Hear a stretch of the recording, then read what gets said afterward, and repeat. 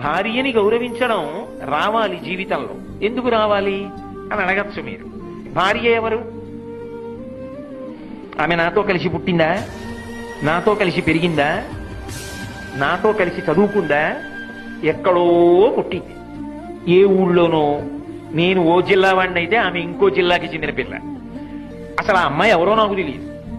ఆ అమ్మాయికి కొంత వయసు వచ్చేసింది, నాకు కొంత వయసు వచ్చేసింది. ఆ అమ్మాయికి ఏదో ఒక పదార్థం తినడం ఇష్టం, నాకేదో ఒక పదార్థం తినడం ఇష్టం.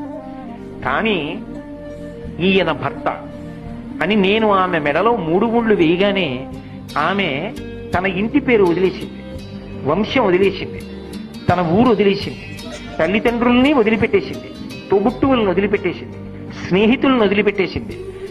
ఆయన ఎవరో తెలియదు. తాళి కట్టాడు, ఆయన తోడిదే జీవితమని చిటికిన వేలు పట్టుకుని ఊరు కాని ఊరు వచ్చింది.